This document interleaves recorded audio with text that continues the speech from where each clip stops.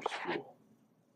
I think one of the main things that I brought back from UVA is probably the distributive leadership. And sometimes that seems like that's just a go-to word. We had department heads and everything else in our building already, but they were just almost like a mouthpiece of me. So we would meet as a department, then whatever maybe we decided or maybe what I decided, I mean, that's how it had always been. Right. So whatever we talked about there, they would just go back and tell their group. So it just seemed like an extension of an extension of an extension. When I started with UVA, I'd been an assistant principal in that building for probably 6 years. And this is, what's the building? Houston Middle School. Houston Middle School. And so when I started with UVA, I'd only been the head principal for the year before that, probably October. So it just kind of, you do things like you've always done them, and so that different process, that different thinking of distributive leadership, what that really meant. I think that was the biggest takeaway I probably had from UVA. How did that affect the collaboration in your teachers? Oh, it was huge. It was huge. When I came back from UVA, I met with my teachers before school started. I picked some of the leadership team. Now, they were partly my department heads because those are probably your instructional leaders anyway. But then I brought on some elective teachers, and I also brought on some, like with my bilingual, special ed. We kind of started with that 2 elective teachers. And so giving them, I think it was the empowerment. Instead of me going in and saying, this is what it is, I really had to be reflective and go in and say, okay, this is what I'm learning. Let's talk about that. Let's put some norms into place, and let's understand that we, as a team, are going to make a decision about what we think, where this needs to go, because this can't be all about a Donna Jones show. It can't be all about, well, this is UVA. We have to learn to make it about Houston Middle School. So it's been a process. It's been a process. What other things did you do to change the culture? I think the biggest thing was the distributive leadership. Then during our PLCs, things that our leadership team thought would really be in place, like addressing reading strategies or addressing writing strategies.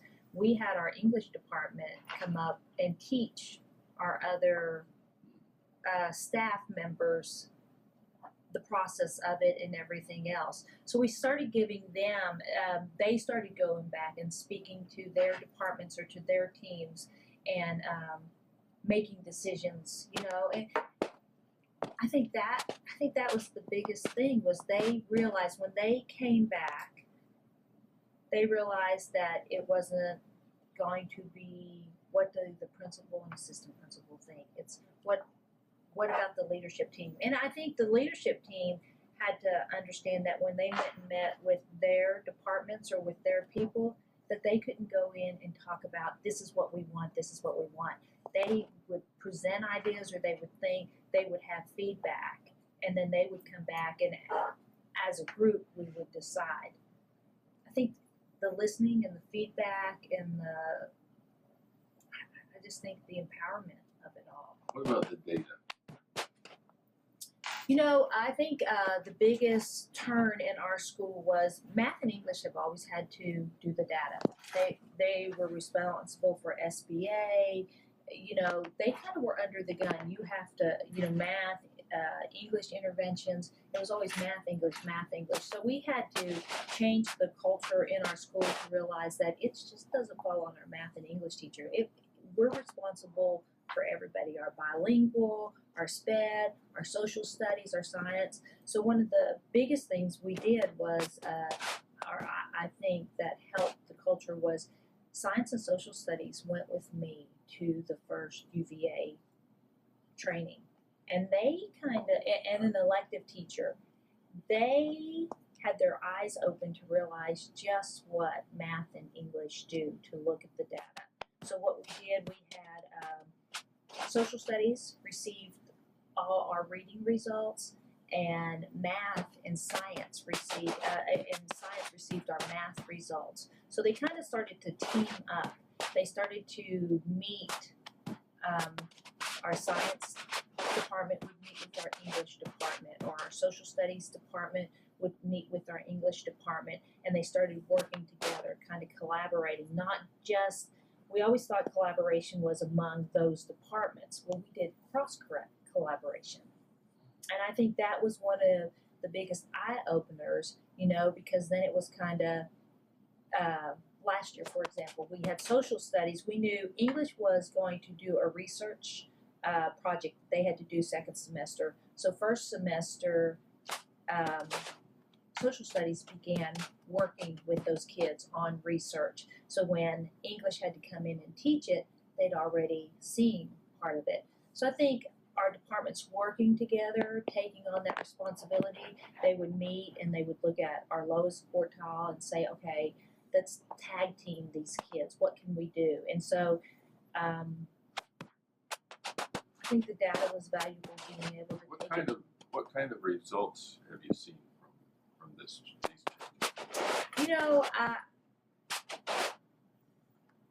With our bilingual students, we went up almost 20%. With our math and English, our results went up too. I think So I think our kids academically went up too, but behavior-wise, I see went up. We have kids that last year before, probably had 17, 18 discipline referrals. And last year at the very beginning, we all decided we were going to choose students to mentor, those lower kids that maybe needed a little bit, even the ones who were on the bubble that needed just that little bit. And I think the change in mindset, it wasn't about going in there and what do we want these kids to learn, but we kind of went into that mindset of what do these kids need.